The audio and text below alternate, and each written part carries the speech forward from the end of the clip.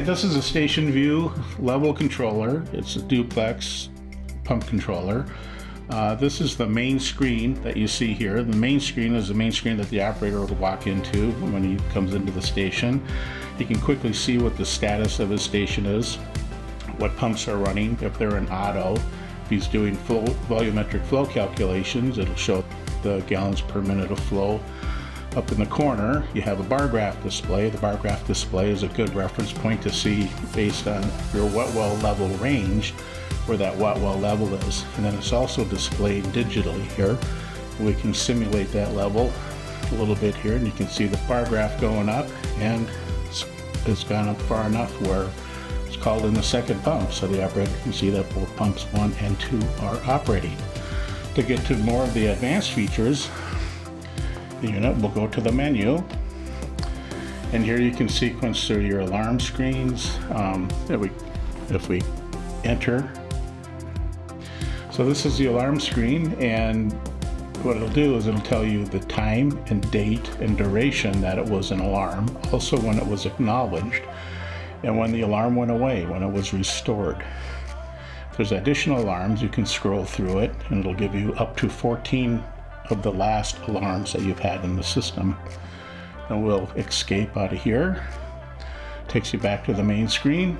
We're going to go to the menu and scroll down to the alternation. So if you have 2 pumps that you're working, you can set up your alternation. You can do auto. Get it to flash here. Auto 1 2, 2 1, or back to auto. Hit enter, it's ready to go. We can escape back down to data logging. The unit will do data logging as well, and we can hit enter. This will give you your total run cycles and your total run time for each of the pumps.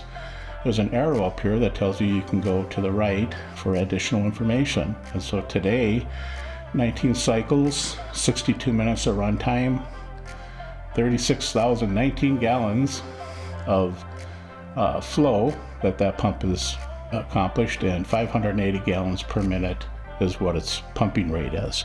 Pump 2 as well, and that's for today. You can go back to yesterday, the day before. All 7 days are available for display. You can go back here, and we'll go down to set your levels. So if you're setting your levels and you're operating off of an analog level transmitter, as this demo is doing right now, you can set your set points for, they're set for 4, but if we hit enter, we can make that 4.5, and then enter that, and that'll take that, and then you can scroll to the next ones as you see fit. If you're operating off of floats, you're not setting levels, but it'll tell you which floats are available for operation. We'll scroll down to simulate the level. If I'm an operator and I'm on site trying to test the system to make sure that my set points are operating, my pumps are operating at the right levels, I'm getting high level alarms, low level alarms, I can use the simulation capability. And I'll enter, and then I use my up and down arrows to simulate the level. And if I don't touch the display for 10 seconds, it'll automatically back out of the simulation level so that an operator can't leave the station and leave it in simulate mode, where his pumps won't operate properly. So they'll just jump back to simulate. Go into the next screens is advanced functions. And the advanced functions, we have system. When you go into system, it allows you to set for transducer. It's only editable when it's flashing. So transducer or float switches, those are your 2 options. And one of the nice things about this controller, as far as having it be able to operate on transducer or floats, is that maybe you start out with floats in your operation, but later on you want to go to a level transmitter or transducer of some type.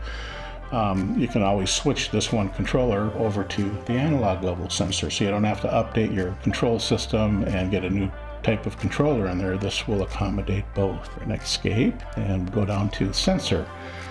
Here's where you can calibrate your level sensor. So right now we have it set up for 15.5 feet, and we give it 0.5 foot offset. So the transducer would be off the bottom of the wet well a little bit to get it out of any accumulating sludge or mud that might be down there. And it will escape out of that, hit our flow. And the only thing you're doing here is a volumetric flow calculation capability. You can set your tank diameter. We're just going to make it 4.5 feet. And then it will do volumetric flow calculation of the pumps as they're pumping the wet well level down. It'll determine what rate the pump is pumping at, and as the level rises when the pumps are off, it'll tell you what the fill rate is that's coming in, and then it'll do its calculations. It'll escape out of there. Your amps, if you're monitoring pump amps, you can set that in here as to what your current transmitter is providing as an output, and you can calibrate that, and then when your motors turn on, it will show you what those amps are. And there's other features built into the controller that will utilize those amps to determine whether you have a problem with the pump. So dry run is one of those features.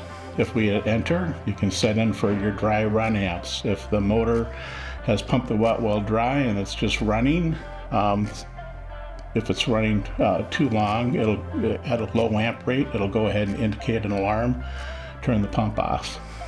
And you can set your time delay here for that as well. The next screen is your high amps. So if you're having a problem with the motor, it's maybe fouling because of rags or some other issue might be going on. If the amps get too high, it'll go ahead and detect that, and then you do have an alarm timer in here for that as well. So if the amps are too high for whatever you have set in on this timer, it'll go ahead and indicate an alarm, turn those pumps off. Max timer, this is just a maximum run timer. What's the maximum time that you would want any one of your pumps to run in the system? If it runs too long, it'll produce an alarm. Setting your time and date. For time and date, as you saw earlier, the alarm screen gives you time and date of alarms, when they return to normal, when it was acknowledged. This clock and calendar in here helps provide that information. I/O status, this is a very beneficial feature in the controller. It will tell you what the status of your inputs and outputs are. So as I adjust our level, we're going to turn pumps off and we'll turn on alarms, and then you would look on your wiring diagram and you would see which inputs and outputs should be activated and what they represent. And if you scroll over, you can see what your analog values are doing. So as I turn my simulator up, simulating wet well level, you can see the milliamps are rising, but it'll also give you how many feet those milliamps represent in the wet well.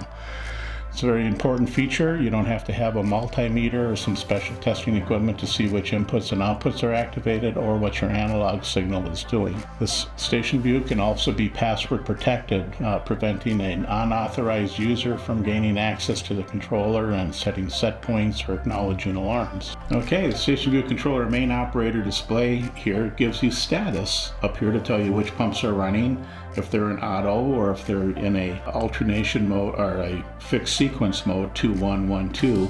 And we're going to simulate the wet well level getting up to a high level so that you can see what happens if you have an alarm that occurs. So the level continues to go up even though the pumps are on, and we'll get to a point that there's a high level alarm. So we have a little bell that comes on. It has not been acknowledged, so it's still active, so it's showing the bell. And then you have high level transducer indicated on the tab up on the very top.